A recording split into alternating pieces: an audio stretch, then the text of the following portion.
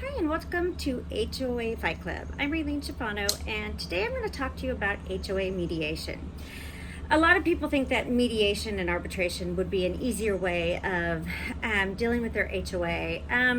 It took us quite a while to get to mediation, probably a couple years. It was no easy feat to get to mediation. Washington State has a law that requires you, once you file a lawsuit, to go to mediation. Our problem wasn't getting to mediation as much as getting an attorney to defend us.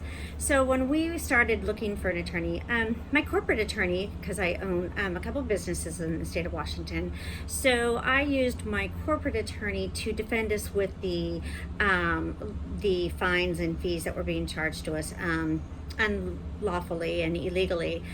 So when it came down to the water intrusion into our home and the litigation, she wasn't able to continue with us for that part. So I had to look for a litigator. Well, I wanted to make sure that I had somebody that understood the laws. So I went to an HOA experienced attorney. Well, that attorney seemed to be really good right at the beginning. He wrote really good emails and was, seeming that he was going to do something. And then after about 4 months, he didn't seem to do anything at all. So when I finally said, look, these guys aren't going to do anything unless you file a lawsuit, all of a sudden he disappeared. So at that point that he disappeared, there went 3 months and we heard nothing. And I was fighting the property manager and the board by myself again. So at that point, I had to go look for another attorney because I had no idea where my HOA attorney had gone. And it wasn't until I had hired another attorney that this other attorney showed up again and was like, oh, I was doing my job, blah, blah, blah. So I suggest that, first of all, if you're going to get an attorney, that you don't hire an HOA attorney if you're a homeowner. They mainly represent the associations because that's where the money is. And I don't think they have our best interest at heart. I haven't found very many that really, really care about the homeowners. So be careful when you're hiring an attorney. So then the next attorney I hired was really gung-ho. He was referred to me by a homeowner who was also fighting her HOA and who is still fighting her HOA as of today. And so I used him. And he was really gung-ho, but then with my case, he found that he was in way over his head. My case had a lot of different avenues to it. So he then found an attorney for me, and he found Elena Garella for me. And she, of course, was not an HOA attorney. And between the two of us, we found the laws. And it was kind of good that she didn't know the HOA laws because she went into it blind. But in my case, it was a good thing that she did that. So some of the things that she didn't know helped us in the long run. So the things that Elena decided to sue my association for were the civil conspiracy, the fraud in a resale cert, breach of fiduciary or duty of care. Some of our members had actually been on the board since the declarant had appointed them from day one in 1993. Breach of duty to maintain, negligence, violation of the association's obligation of good faith, nuisance, negligence and infliction of emotional distress, violation of the Condominium Act, RCW 6434, and intentional infliction of emotional distress. So when you go into mediation, of course, we had already been deposed by the opposite side. Our depositions were very intense. I had 2 days of depositions prior to the mediation. They really wanted to know what I knew. I had been into the association's boxes. I had seen a lot of the things. And what I found in the depositions was that they were blaming me. Well, that blame did not stop when we went into mediation.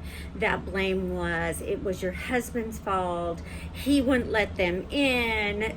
He wouldn't let them on the roof. It was always our fault. fault. First of all, if you live in a condominium, you know that the roofs are not up to the homeowners. We can't give them permission to get on the roof. And so what the property manager was doing was trying to place blame. They even had fines that we had never seen before. So they had created new fines to give to the attorneys that we had never seen. And it was crazy because it was things like swearing at the contractors that were fixing our home, and that's why they never fixed it. Well, we had never sworn at any contractors, and we had never seen the fines. So they were going to create even more documents to go against us at that point.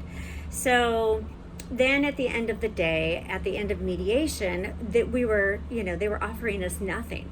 The only thing they wanted to offer us was the water intrusion damages. So our home had water flowing in from the outside. Well, the board was trying to say that we were pouring the water on it ourselves. So, which was kind of, hurtful to us because we loved our condo. We thought it was beautiful when we moved in. And for the board to think that we would ruin our own home is very, very hurtful. And it's an emotional thing when somebody thinks that you'll ruin your own home. For profit, because knowing the laws that I know, and I've known the laws for many years now, we would never do that. We would never ruin our home for profit. And knowing the laws that there is no profit in HOA, you don't get emotional distress, you don't get PTSD, you don't get any of those things when you have HOA. So if you think that you're going to sue your association and make millions of dollars, it's not going to happen. So when you talk about mediation and arbitration, there's nothing fair. Nobody leaves arbitration or mediation happy. We didn't eat that whole day. We didn't sleep that whole night. We haven't slept for, a few days after that. We are just now getting to the point where we are starting to feel free. The home closes hopefully today, and sign off on the paperwork, but it's been a long haul. The only reason that I came out successful in the end of our mediation was because I had the evidence of the property managers telling me in email form that the previous property manager had done this maliciously, that they had delayed all of our repairs because they didn't want to put in a claim to the insurance company, that the board was holding off on all of our repairs because they didn't want to do it. The repairs of our home, with all the outer repairs and everything that they had to be done with the roofs and everything, was going to be very costly. And whoever does purchase that home in the long run, it's going to be very costly. We are lucky that we made it out of there and that we're not going to have to pay for those fees, because it's not just our home that's ruined in that association. It is every home. The water intrusion damages, the wind-driven rain damages, the roofs need to be redone, the attics need to be redone, the dryer vents were never hooked up after the roofs were done, so they've been blowing all over the place, and the conduit was never done right. So as you can see, nobody leaves happy from mediation. So the board's not going to be happy at the end of the day. Did they have to pay? Well, we wanted them to pay. No. Now, did I want to hurt the homeowners that are in our association? No. That was the other thing. I wanted the insurance company to pay because I don't want the homeowners to pay. But on the other hand, the board needed to pay for their damages that they caused our home. So it's really, really hard for a homeowner like us who is stuck in the middle with wanting their damages to be paid for but not wanting to hurt their friends and family on the other side, that we've been trying to help protect from this board that hurt us all in the past. So before you go into mediation and arbitration and file a civil lawsuit against your HOA, please do consider that there is no damages in HOA. So the damages are really hard. They have to be actual damages, emotional damages, and all of that kind of stuff. They usually don't count pain and suffering. Tort damages is not included in HOA.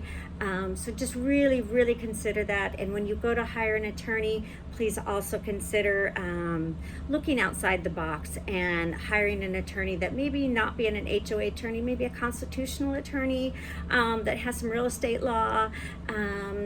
Maybe you need to be educated a little bit more on the HOA laws before you even file, or even find an attorney and spend that money.